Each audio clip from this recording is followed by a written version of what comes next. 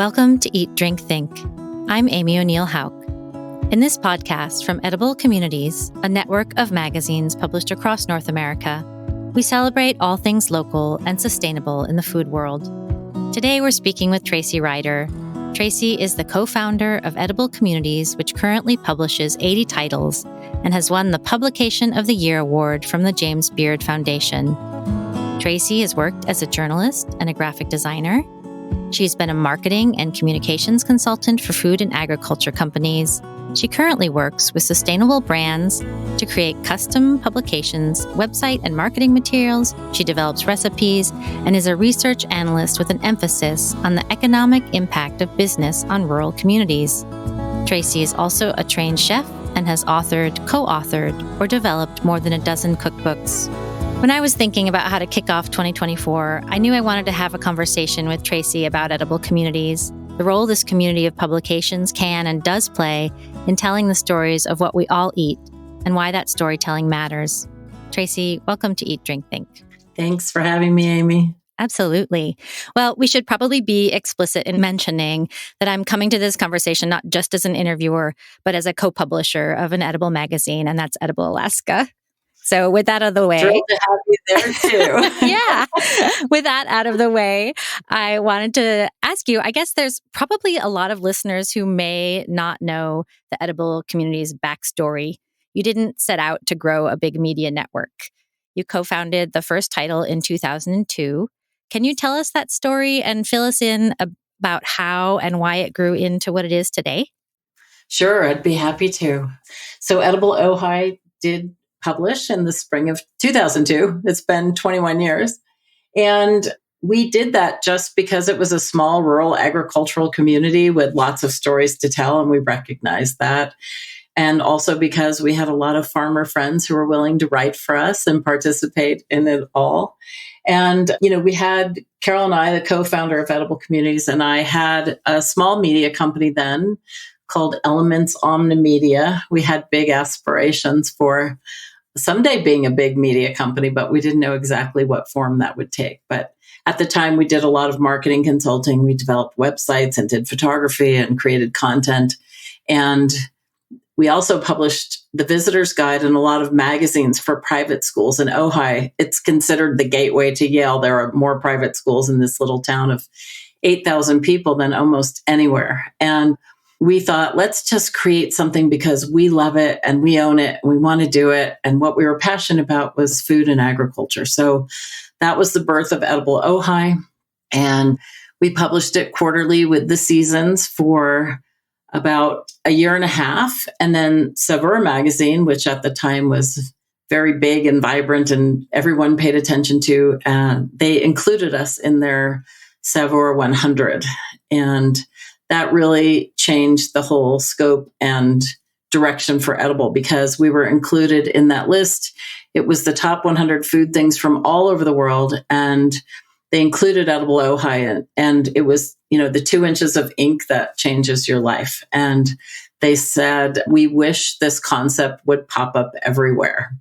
And in the first week after that issue hit newsstands, we could literally feel the magazine being distributed nationwide because it was published in New York, and the phone calls started coming in from the East and slowly came in from the West. And we heard from over 400 people in the first week that wanted an edible magazine in their town. So we had bought the domain name for Edible Communities. We thought we might do other magazines in California, which at the time was our home, and that it might grow to go between like Ojai and San Francisco, maybe.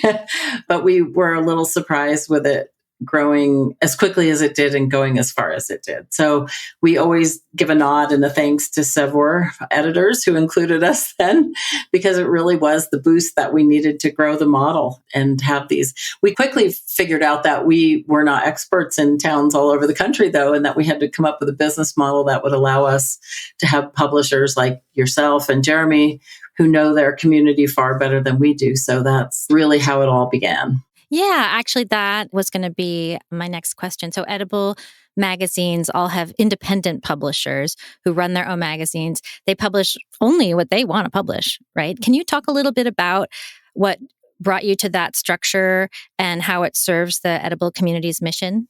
Yeah. It was very important to us that we not dictate content for any of the edible magazines. We really knew that if we could attract the right community of publishers, that they would do the best job possible for their communities because they would know it so well. And that's how we developed the licensing model. Many people from the outside look at Edible and they think we're a franchise, and we're not at all. We are a licensing model, which literally means that every edible publisher independently owns and operates their magazine. We do not dictate any of their content. The goal was that if you saw 100 edible magazines on a coffee table together, that you knew they were members of the same family, but they had very distinct and unique personalities, which after 21 years, I'm really happy to say is the case. Maine is not like Phoenix, and San Francisco is not like Miami. They're, all very distinct and unique and different. And honestly, it's still to this day the thing that delights me the most, I think. Right. So with around 80 publications putting out on average 4 to 6 publications per year, that's a lot of stories. And you get to enjoy receiving copies of all those magazines, right? Do you have any recent stories that might have come to mind that may give listeners a sense of the power of local storytelling? Oh gosh, that's a great question. There's so much, it ranges for me. Sometimes I have to admit that I live in New Mexico now, so I pay particular attention to our local edible because it informs the decisions I make about food and where I'm going to buy it or source it or find it or who our farmers are. So there's a little bit of that. I'm also very nostalgic for Ojai, where this company started. So I pay special attention. But honestly, for me, even recently in San Francisco, there was one about, the neighborhoods, what makes those little local gems, and why is that so special? And I find that very compelling because, communities create that themselves, and it's something that doesn't exist where I live. So it's really interesting. And then, sometimes I find myself almost brought to tears by other stories, knowing the, Edible Maine recently did a story on incarcerated people who are having the opportunity to garden, right? And I think the recidivism rate on incarceration is, 65% will return again. And in the state of Maine, it's 20%, so, and they really tie it to the fact that they're being connected to the, through gardening, to knowing there's hope and other things to do. And I just find that that really has the power to change lives. That storytelling really has the power to change lives. I've always believed that. And I think that's a really good example because other times it's actually a little hard to measure things. We know after 20 years that stories have had the power to tell, change lives, but it's sometimes hard to quantify. So, one anecdotal story I recall was being on a launch trip for Edible Boston when it was brand new. And this was maybe 18 years ago. And there was a young woman, we were on a photo shoot. She was making hand-pulled mozzarella cheese. And she turned to the publisher of Edible Boston and said, I don't think you should run this story about me because I don't think I'm going to be around by the time this issue comes out. I've sold every share in my LLC that I possibly can. I've done everything I can, and I don't think I can hang on any longer. And the publisher said, just hang on until the issue comes out. Just hang out. And then I remember about 10 years later, she was still going strong and making mozzarella. And she really credited that story on saving her business and changing her life. So it definitely happens. Do you think that there is a different kind of effect that local storytelling has versus, our very necessary national media? Definitely. There's that old saying, the personal is universal in a way, but I think the local storytelling, regardless of where you live, I can really connect to those personal stories that are local, regardless of where they're taking place, just because there's a quality to it. It's aspirational in a way. And I think it inspires people then to take those stories back to their own community and want to affect some kind of change. So even though it may not be about, my community where I live, once I hear that story, it really can be applied almost universally. So, I love that. I love that aspect. And has there been a growth in the number of titles recently? Are there some new ones you want to talk about? Yes, there has. It's very interesting history with Edible. Back in 2009, when the economic crash happened and the world was kind of going to hell, shades of today maybe, but it was for different reasons. Edible doubled in size. We literally in 2009, 2010 went from 30 to 60 titles. So when the world was in a very difficult place, a lot of people came to Edible. They wanted, a fresh start. They wanted to invest in themselves. The job market was all over the place. And now, as a result, sadly, of a pandemic, people returned home. A lot of people returned home, right? They had been gone to college, living in urban areas, having a career. And then the pandemic hit and they weren't sure what to do or what the future looked like and moved back home. So, for example, we have a new publisher based in Brownsville, Texas, who is publishing Edible Rio Grande Valley. And she had been living for a dozen years in Manhattan and working in the hospitality industry and came home and launched a magazine, So again, this is another time of great growth for us. I mean, we have 2 more titles in Canada this year, one on the far east, Edible Newfoundland and Labrador, and one on the far west in Sea to Sky. And then we also have, other ones, Port City in North Carolina, the Lehigh Valley in Pennsylvania, one of the last parts of California that didn't have an Edible magazine until now in Mendocino and Lake County. So, there's a lot of new titles and every one of them is just, started out really strong and really representing their community. They're terrific. That's very exciting. Do you hear, do people do edible tourism? Is that a thing? Edible tourism? Yeah. As far as I know personally I do, I look for the magazine, but do you hear from just everyday folks when they're traveling? Are they looking for the edible magazines? Honestly, I think it's the number one phone call we get to our office after all these years. And it's so great. I love the calls because someone will call and say, my child is getting married in Montana and I want to send a magazine to every person coming to their wedding so they know where to eat and what to do when they're in Montana, or I am traveling to X, and a lot of times, they're just write and let us know that they just got back from somewhere, but the first thing they do when they land is, find the local edible magazine. So that's really exciting, I think. And it's a great tool for traveling. Mm-hmm. So, in spite of my own bias, I want to hear your take on this. Can you talk a bit about why print? I have some strong biases as well. Ours may not be so different. Yes, print. Yes. Well, I'm probably going to date myself too, but I'm of the age that still prefers print over most other ways of consuming media. But I think there's something very tangible about it. Our readers' surveys, every time we do one, they tell us they love holding the magazines. They love the texture of the paper.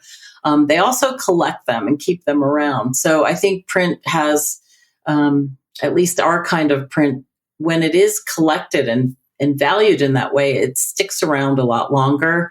I actually had a phone call once from someone, and this was probably 15 years into Edible Ojai, who said, I am missing issue 11 and I have to get it. I have every issue and I do not want to have one missing from my collection. So, I just think there's so much value to it. You can revisit pages, you can lay the magazines open and cook a recipe. There's just something so tangible. I mean, we are a media company, so we have all the other formats of digital content that are able to be consumed on different platforms. But, I love that we're a print forward company and that these magazines really do so authentically represent the communities that, they're talking about. I think we could even maybe just take it a little further and say, why periodicals, why magazines? I know you've written and developed books and we all love books and we love digital media. And is there something about the magazine form that you think lends itself to food writing in particular? Absolutely. Yes. there's a very timely aspect to food and food trends, and seasonality, of course, informs a lot of food. Magazines are able to do that without being quite as static as a cookbook, maybe. I love books. I'm sitting in a room full of books. But there's just something so compelling and timely, I guess it is. And I like the arc of the seasons, which most of our magazines follow, as they're publishing. And I don't know if it's the recipes or the way you can tell a story in a magazine. It's you have different lengths and formats and access points that are, make the content accessible to everybody for different reasons. Yeah. This fall, you wrote a piece that you called a highlight reel of the good food movement, and it's available on Edible Community's website. It was called "The Food Revolution Will Not Be Televised," and it has a bit of nostalgia and some inspiration for approaching future challenges. Can you tell us what you mean by good food? Yes. When I say good food, I'm meaning food very much in the way Carlo Petrini talks about it with slow food. It's fair and just and clean and accessible to all people. I think we still have a long way to go, which is really what the story was about, right? We've accomplished a lot, but we still have a long way to go.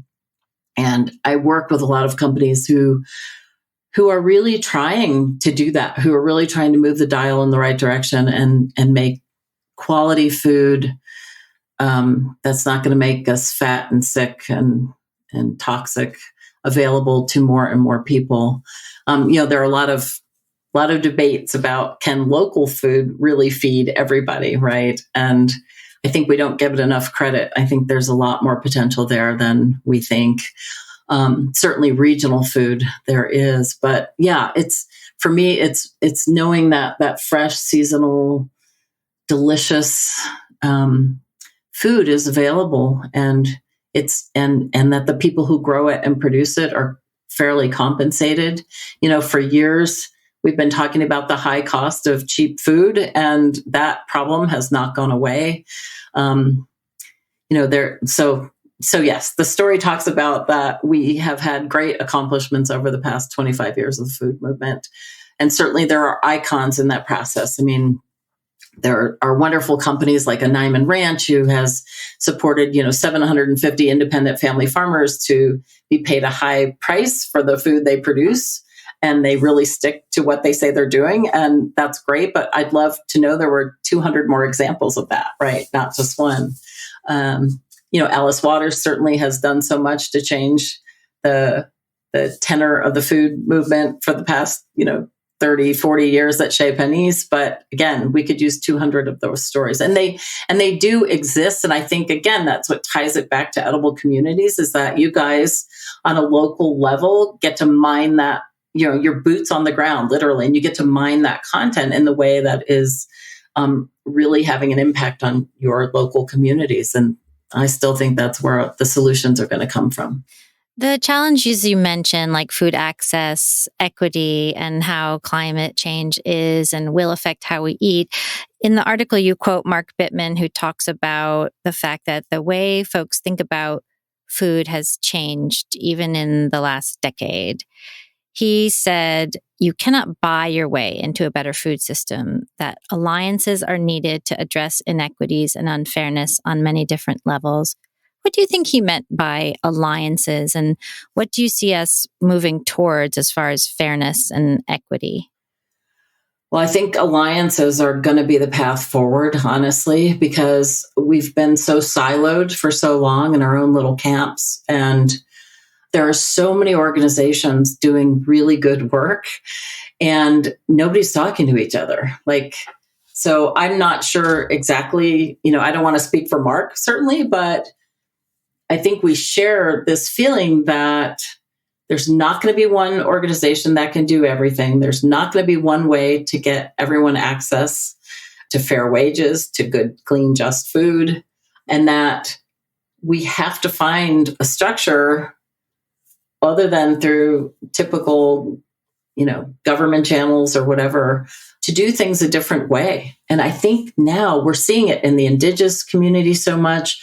There's, First Nations have all kinds of programs happening now, and we need to lift and highlight and feature those voices in a way that hasn't been done yet enough. So that, and in the BIPOC community, there's just so much work to be done, but I think it's time for everybody to get out of their silos and start working together. I don't know what that specifically looks like. I don't think it's another organization, though. I think it's activity, right? We have to do things. And I agree with Mark in that we can't buy our way out of this, because God knows this country throws away, we throw away a third of our food, and money hasn't solved problems. So we need to find other collaborations and ways of working together, for sure. And what and who is inspiring you as you look forward into the next year and beyond?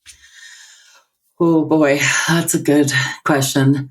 Well, in the next year and beyond, frankly, I find myself, I know we work in the world of food and the food system, but I find myself obsessed with climate, and that I feel like this is our greatest threat, and it's affecting everything on every level. And sometimes it's just so scary and it feels so big. Like, where is the solution? Have we gone too far? Can we bring down our carbon levels? I mean, what is going to happen? So I find myself really being inspired and, reading nature writers and environmental writers. And, I'm a huge fan of Terry Tempest Williams. I love every word she writes, because she writes with such a level of emotion that just feels honest and also inspirational. So I find myself reading a lot and taking solace in writers like Terry and others. Mm.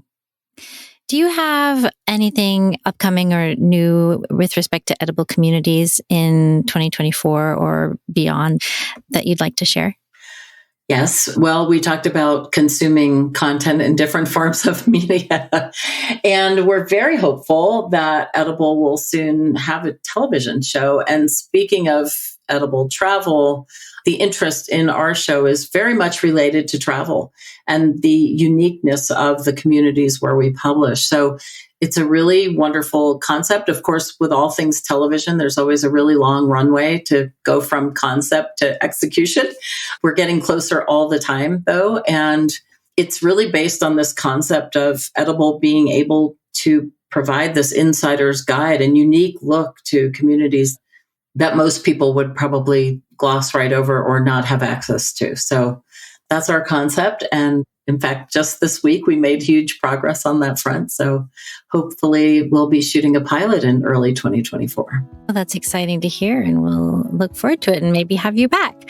Tracey, thank you so much for joining us. Totally my pleasure, Amy. Thanks for having me. We've been listening to Edible Communities co-founder Tracey Ryder. Thank you for joining us today at Eat.Drink.Think. If you like this episode, be sure to subscribe wherever you get your podcasts. And don't forget to pick up your local Edible magazine. You can find show notes for today's episode at ediblecommunities.com.